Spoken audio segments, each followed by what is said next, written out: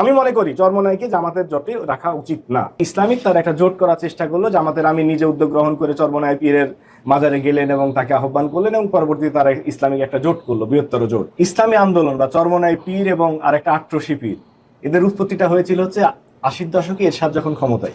এরশাদ সাহেব আবার খুব পীর পূজারী ছিলেন, তিনি আট্রসির মাজারে যেতেন এবং এই চরমনাইরা তখন থেকেই ফাইন্যান্সড হয় এবং তারা বিভিন্ন গোয়েন্দা সংস্থার মাধ্যমে বেনিফিটেড হয়ে এই ধরনের একটা সংগঠন তৈরি করে। জামাতের যে বড় একটা স্ট্র্যাটেজিক ইস্যুটা ছিল, এটা ইটস এ পলিটিক্স। তো তারা পলিটিক্সে তারা আসলো সম্পূর্ণরূপে ইসলামিক দল থেকে, তারা তাদের জোটটার মাধ্যমে অনেকটা ইসলামিক এবং নন ইসলামিক দল, যেটা রাষ্ট্রপতি জিয়াউর রহমানের ছিল, যে ডান বাম মধ্যপন্থী সকলকে নিয়ে একটা দল গঠন করা, বিএনপি গঠন হয়েছিল, সেই ধরনের একটা জোটের এনসিপির মতো একটা প্রগতিশীল একটা দল যারা ইয়াং জেনারেশনের এবং ন্যাশনালিস্ট পার্টি তাদেরকে নিল, ইসলামিক জোটকে নিল, কিন্তু এখানে চরমনায় তখন বাগড়া দিয়ে বসলো। তাদের চাহিদা দিন দিন বাড়তেই থাকলো। একই সাপের দুই কল্লা থেকে আমি একটা স্লোগান পূর্বে প্রচলিত ছিল যে একই সাপে দুই বিষ, নৌকা ধানের শীষ। এটা আমি নিয়ে আসতে চাই নাই, কিন্তু ভাই বলার কারণে মনে হলো তাই নিয়ে আসলাম। যাক, প্রথমে আসি জোট নিয়ে। এখানে জোটের ক্ষেত্রে যে প্রবলেমটা হয়েছে, যে এই ইসলামী আন্দোলন বা চরমনাই পীর এবং আরেকটা আট্রসি পীর, এদের উৎপত্তিটা হয়েছিল হচ্ছে 80-র দশকে এরশাদ যখন ক্ষমতায়। এরশাদ সাহেব আবার খুব পীর পূজারী ছিলেন, তিনি আট্রসির মাজারে যেতেন এবং এই চরমনাইরা তখন থেকেই ফাইন্যান্সড হয় এবং তারা বিভিন্ন গোয়েন্দা সংস্থার মাধ্যমে বেনিফিটেড হয়ে এই ধরনের একটা সংগঠন তৈরি করে এবং তারা চরমভাবে জামাত বিদ্বেষী। সবসময় জামাতে ইসলামী বিএনপির খুব কাছাকাছি তারা রাজনীতি করেছে। 91 সালে আপনারা সকলেই জানেন যে 17টা আসন জামাত ইসলাম পায় এবং তাদের সমর্থনে বিএনপি ক্ষমতায় আসে এবং তার বিনিময়ে জামাত ইসলাম সেই সময় কোনো কিছু নেয় নাই। পরবর্তীতে জামাতের সাথে বিএনপির কিছুটা দ্বন্দ্ব হয় তত্ত্বাবধায়ক সরকার ইস্যু নিয়ে এবং আওয়ামী লীগের সাথে তারা যুগপৎ আন্দোলন করে, কিন্তু কোনো জোট গঠন করেনি। পরবর্তীতে 2001 থেকে মোটামুটি বিএনপির সাথে একটা মজবুত জোট ছিল, যেটা এই 2024 সাল পর্যন্ত ছিল। কিন্তু যখন আওয়ামী লীগের পতন হলো, তখন ন্যাশনাল ইউনিটির যে প্রয়োজনটা ছিল, সেই প্রয়োজনটা কেন যেন দুই দলই তারা ভুলে গেল। এখানে সমস্যা আমাদের ছিল, জনাব তারেক রহমান দেশের বাইরে ছিলেন, জামাতের 10-11 জন শীর্ষস্থানীয় নেতাকে ফাঁসি দেওয়ার কারণে তারাও একটা নেতৃত্ব শূন্যতার মধ্যে ভুগেছে। এই সকল কারণে 5 আগস্টের পরে আমরা যে ন্যাশনাল ইউনিটিটা আশা করেছিলাম, যে জামাতের একটা ভাই বিএনপির একটা ভাই একসাথে আন্দোলন করেছেন, তারাই আলাদা হয়ে গেল। তো এরপরে পরবর্তীতে যেটা হলো, যে ইসলামিক তার একটা জোট করার চেষ্টা করলো, জামাতের আমি নিজে উদ্যোগ গ্রহণ করে চরমনাই পীরের মাজারে গেলেন এবং তাকে আহ্বান করলেন এবং পরবর্তীতে তারা ইসলামিক একটা জোট করলো, বৃহত্তর জোট করে, যারা বিএনপিকে প্রথমে মনে হচ্ছিল যে বিএনপিকে চ্যালেঞ্জ করার কোনো কিছু নাই, বিএনপি একেবারে 100% শিওর যে তারা সরকার গঠন করবে।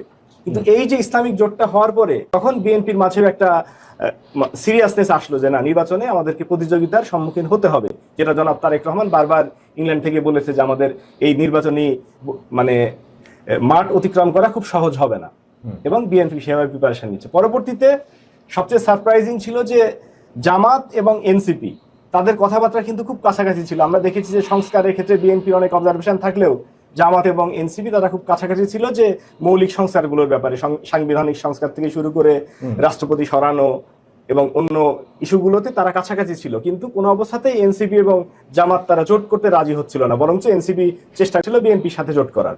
পরবর্তীতে যেহেতু বিএনপির কাছ থেকে তারা 3-4টার বেশি আসনের অঙ্গীকার পায় নাই, পরবর্তীতে তারা জামাতের দিকে আসলো এবং এখানেই গন্ডগোলের সূত্রপাতটা। যখন ডক্টর অলি আহমেদ এবং এনসিপি যখন জামাতের সাথে জয়েন করলো, তখন চরমনাই বলল যে তারা এই বিষয়টা জানে না এবং তারা এনসিপিকে 30টা সিট ছেড়ে দেওয়া তারা পক্ষে না। আর জামাতের যে বড় একটা স্ট্র্যাটেজিক ইস্যুটা ছিল, এটা ইটস এ পলিটিক্স। তো তারা পলিটিক্সে তারা আসলো সম্পূর্ণরূপে ইসলামিক দল থেকে, তারা তাদের জোটটার মাধ্যমে অনেকটা ইসলামিক এবং নন ইসলামিক দল, যেটা রাষ্ট্রপতি জিয়াউর রহমানের ছিল, যে ডান বাম মধ্যপন্থী সকলকে নিয়ে একটা দল গঠন করা, বিএনপি গঠন হয়েছিল, সেই ধরনের একটা জোটের এনসিপির মতো একটা প্রগতিশীল একটা দল যারা ইয়াং জেনারেশনের এবং ন্যাশনালিস্ট পার্টি তাদেরকে নিল, ইসলামিক জোটকে নিল, কিন্তু এখানে চরমনায় তখন বাগড়া দিয়ে বসলো। তাদের চাহিদা দিন দিন বাড়তেই থাকলো। আমার ব্যক্তিগত অভিমত হচ্ছে, জামাতের মতো একটা ম্যাচিউর দল কিছু ইমম্যাচিউর ডিসিশন নিয়েছে। যেমন তারা 300 আসনে তাদের প্রার্থী রাখে নাই, তাদের প্রার্থীটা উইথড্র করে নিয়েছে। এখন যদি চরমনাই তাদের সাথে যদি বিট্রে করে, তারা যদি জোটে না আসে, অনেক আসন হয়তো দেখা যায় 20-25টা আসনে জামাতের কোনো প্রার্থী থাকবে না, জামাত অথবা তার জোটের এনসিপি বা এলডিপির। সেই ক্ষেত্রে হয়তো এগুলো ওয়াকওভার দিয়ে দিতে হবে।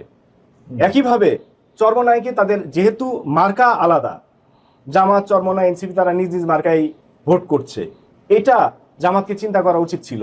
কারণ হচ্ছে আমরা জানি যে সংবিধানের 70 অনুচ্ছেদ মোতাবেক ফ্লোর ক্রসিং নিষিদ্ধ, কিন্তু যখন মার্কাটা আলাদা হয়ে যায় তখন কিন্তু জোটের কোনো ভ্যালু থাকে না, সেখানে ইজিলি সে যে কাউকে ভোট দিতে পারে।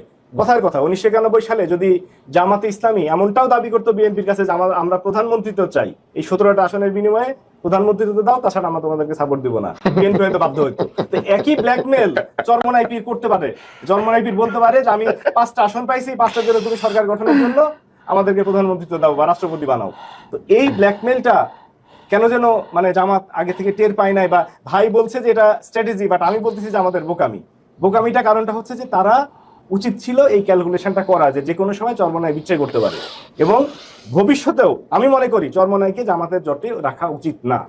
জোট থেকে চলে গেলে জামাতের জন্য 3% ভোট দরকার নাই জামাতের, কিন্তু এই 3%-এর কারণে ভবিষ্যতে সরকার গঠনের মুহূর্তে যদি জামাত যদি সরকার গঠন করার উপযোগী হয়, সেই ক্ষেত্রে তাদের 10-15টা আসন ভাইটাল হতে পারে এবং তারা জামাতকে ব্ল্যাকমেল করতে পারে। এবার আসি পরবর্তী প্রসঙ্গে, ব্যালট পেপার নিয়ে যে প্রবাসীদের বিতর্ক সৃষ্টি। এখানে আসলে আমরা নির্বাচন কমিশনকে দোষ দিচ্ছি, এখানে নির্বাচন কমিশনের কিছুই করার নেই। কোন একটা প্রবাসী, আপনি জানেন যে অনলাইনে প্রবাসী না, জামাতপন্থীদের না, আমি প্রবাসীদের কথা বলছি, যে প্রবাসীরা অনলাইনে তাদের এনআইডির মাধ্যমে রেজিস্ট্রেশন করেছে এবং তাদের একটা ঠিকানা দিয়েছে। এবং সেখানে কাতার যে দেশের ঘটনা, ওমানে একটা জায়গাতে 300-র মতো ব্যালট ছিল, যেগুলো ব্যালটগুলোকে নিজ নিজ প্রার্থীর কাছে পাঠিয়ে দেওয়া হচ্ছিল। সেখানকার জামাতের যিনি সভাপতি আছেন তার ভাষ্য আমি ঘন্টা দুয়েক আগে শুনলাম, যে উনি ব্যাখ্যা দিয়েছেন এইভাবে যে ব্যালটটা গিয়েছে, আমরা যেহেতু শ্রমিক, বেশিরভাগ বাংলাদেশের মানুষগুলো ওখানে শ্রমিক হিসাবে থাকে এবং শ্রমিকদের নির্দিষ্ট কোনো ঠিকানা পার্মানেন্টলি থাকে না, তারা অনেকে লুকায় থাকে, অনেকের হয়তো দেখা যায় আকামা শেষ হয়ে গেছে, এইসব কারণের জন্য তারা অনেক ক্ষেত্রে নিজের ঠিকানা ইউজ করতে পারে না। একটা পার্টিকুলার মিটিংস প্লেস বা কোনো একটা তাদের মধ্যে যে একটু ইনফ্লুয়েন্সিয়াল পজিশনে আছে, রেস্টুরেন্ট বা কোনো একটা ঠিকানা ব্যবহার করে হয়তো 100-200 শ্রমিক সেই ঠিকানা ব্যবহার করছে, সেই ঠিকানাতে সমস্ত ব্যালটগুলো আসছে। এবং একই সাথে ওই ওমানের যারা ওই ডাক পিয়ন, তারা এসে করছে কি, যে আরো 2-3টা মানে স্থানের ব্যালটগুলা নিয়ে এসে বলছে কি, তোমরা যেহেতু বাঙালিরই ব্যালট, এগুলা সব গ্রহণ করো।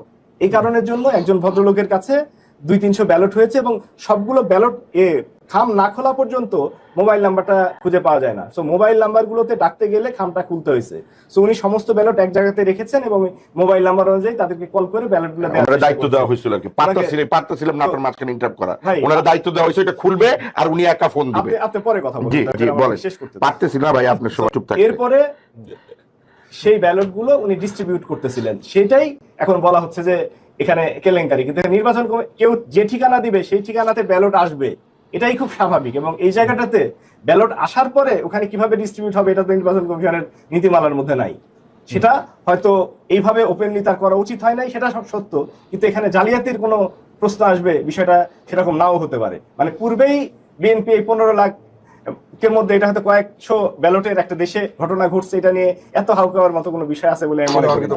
বলা হয়েছে যে এবার এই প্রবাসী ব্যালট বা পোস্টাল ব্যালটের যে সিস্টেম রাখা হয়েছে, এটা ইচ্ছাকৃতভাবে রাখা হয়েছে বিএনপির বিরুদ্ধে। কিন্তু সমস্ত প্রশাসন তো বিএনপির পক্ষে। এখন আমরা দেখতে পাচ্ছি কি, যে রাষ্ট্রের পুলিশ, সিভিল প্রশাসন সবকিছু বিএনপিকে, তারেক রহমান প্রধানমন্ত্রীর মর্যাদা পাচ্ছেন, যেখানে যাচ্ছেন উনি ভিভিআইপি মর্যাদা পাচ্ছেন, এসএসএফ প্রোটেকশন, সেনাবাহিনী প্রোটেক্ট করতেছে তাকে, পুলিশ যে কোনো জায়গাতে যে উনি প্রধানমন্ত্রী স্ট্যাটাস এনজয় করছেন। তো সেই ক্ষেত্রে তো লেভেল প্লেইং ফিল্ড থাকছে না। আমরা যেখানে দেশে এই কথাগুলো শুনছি, সেখানে আবার জামাতের উপরে আসছে অভিযোগ, এটা খুবই দুঃখজনক। মানে যেখানে বিএনপি একচেটিয়া চাঁদাবাজি করে যাচ্ছে গত 1.5 বছর ধরে, একচেটিয়া টেন্ডারবাজি করতেছে, একচেটিয়া চর দখল করতেছে সমস্ত জায়গায়। চরের নাম না ভাই, হামিদিয়া, বঙ্গবাসিয়া, 2 একটা